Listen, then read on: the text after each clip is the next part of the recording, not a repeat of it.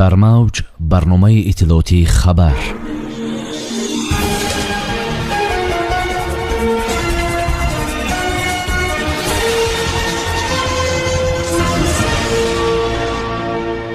ташкили комиссияи ҳуқуқи башар дар иттиҳоди давлатҳои мустақил. саркашӣ аз пардохти алимент 243 нафарро ба ҷавобгарии ҷиноятӣ кашид. барои рафтан ба Латвия раводид мекунам гуфт боздошти сокини пойтахт барои қаллобӣ. симои микроноҳияи 13-уми шаҳри Хуҷанд табдил меёбад. ҳавошиносон дар Тоҷикистон аз раъду барқ ва боришоти шадид ҳушдор медиҳанд. дар студия бо хабарҳо бо шумо ҳастам Юниса Тамлоева. салом. маркази матбуотии кумитаи иҷроии иттиҳоди давлатҳои мустақил эълом кард дар нишасти ин ҷомеа дар Беларус аъзо мувофиқати худро бо эҷоди комиссияи ҳуқуқи башари иттиҳоди давлатҳои мустақил эълом карданд. ширкаткунандагон дар ин нишаст ба лузуми баррасӣ ва такмили мавзуоти созмонӣ ва молии фаъолияти комиссияи ҳуқуқи башари иттиҳоди давлатҳои мустақил таъкид карданд. ёдрас мешавем ки иттиҳоди давлатҳои мустақил пас аз фурӯйпошии шӯравии собиқ шакл гирифт.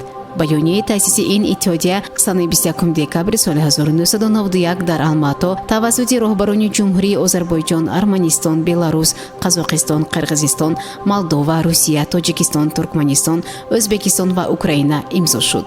узвияти Гурҷистон дар ин иттиҳодия ба дунболи тасмими расмии раисони ҷумҳурии кишварҳои узв санаи 3 декабри соли 1993 ва ба дунболи дархости Эдуард Шеварднадзе, раиси ҷумҳурии Гурҷистон санаи 8 октябри соли 1993 сурат гирифта буд. беш аз 70% буҷети иттиҳоди давлатҳои мустақил тавассути Русия пардохт мешавад.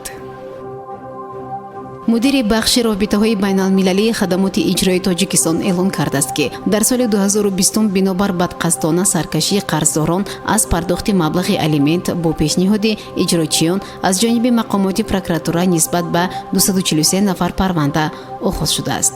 Ширинов Аюбҷон, мудири бахши робитаҳои байналмилалии хадамоти иҷроӣ назди ҳукумати Тоҷикистон қайд кардааст ки мутаассифона таҳлили вазъи истеҳсолоти иҷро вобаста ба ситоидани алимент нишон дод ки воридшавии шумораи ҳуҷҷатҳои иҷро вобаста ба ин намуди санади судӣ сол то сол тамоюли зиёдшавӣ дорад. ӯ афзуд, айни ҳол дар ҷумҳурӣ зиёда аз 71 000 ҳуҷҷати иҷро вобаста ба ситоидани маблағи алимент мавҷуд мебошад ки ба сарбории ҳар иҷрочӣ бо назардошти дигар санадҳои судӣ зиёда аз 800 то 1200 санади судӣ рост меояд. танҳо дар зарфи як сол, яъне соли 2020 барои иҷрои маҷбурӣ 11330 ҳуҷҷати иҷро вобаста ба ситоидани маблағи алимент ворид гардидааст ки ситониши доимии давравиро пешбинӣ менамояд, таъкид доштааст мудири бахши робитаҳои байналмилалии хадамоти иҷроӣ назди ҳукумати Тоҷикистон. ҳамзамон Аюбҷон Ширинов гуфт ки соли 2020 бинобар бадқасдона саркашии қарздорон аз пардохти маблағи алимент бо пешниҳоди иҷрочиён аз ҷониби мақомоти прокуратура нисбат ба 243 нафар тибқи талаботи моддаи 177 кодекси ҷиноятии ҷумҳурии Тоҷикистон парванда оғоз шудааст. инчунин дар баъзе мавридҳо новобаста аз татбиқи ҷазои ҷиноятӣ маблағи қарзи алимент пардохт нагардида ҳангоми адои ҷазо қарзи алимент давра ба давра зам гардида боиси мушкил ситоидани он барои таъминоти фарзандонӣ ноболиғ мегардад, гуфт ӯ. ҳатто ҳолатҳое мешаванд ки волидон аз пардохти алимент бадқасдона саркашӣ намуда бар замми ин боз даст ба ҷиноят мезананд. гуфта мешавад ки бо мақсади саривақт ситоидани алимент барои фарзандони ноболиғ, болиғи ғайриқобили меҳнат, ҳимояи ҳуқуқҳои модару кӯдак, роҳбарияти хадамоти иҷро ва кормандони он тамоми чораҳоро тибқи қонунгузории ҷумҳурии Тоҷикистон меандешанд.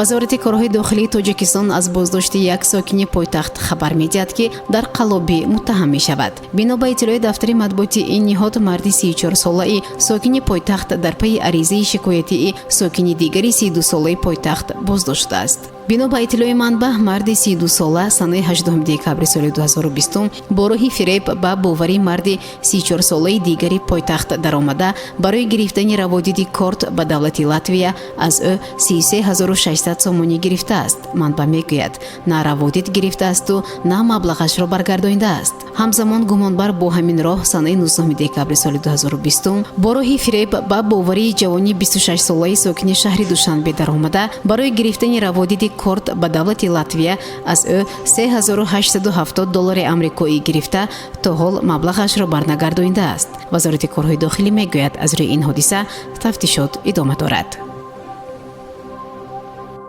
мақомоти шаҳри Хуҷанд эълон доштааст, ки дар микроноҳияи 13-уми шаҳр маҷмӯаи хизматрасонӣ бо тарҳи хос бунёд мегардад.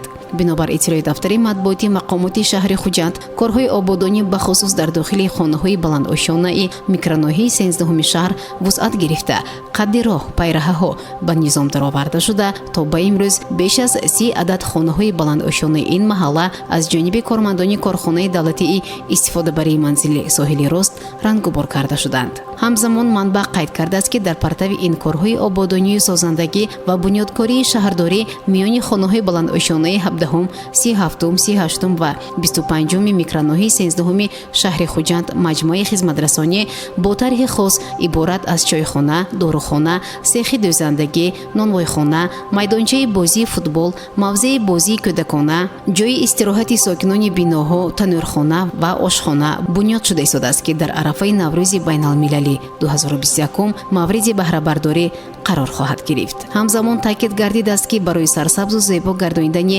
муҳити зист дар ин микроноҳия беш аз 400 бех ниҳолҳои ҳамешасабз шинонида шуданд, ки ба муҳити атроф накати дигар мебахшад. 3 рӯзи оянда дар саросари ҷумҳурӣ ҳавои ноустувор боқӣ мемонад. офтоб бо раъду барқи шадид иваз мешавад.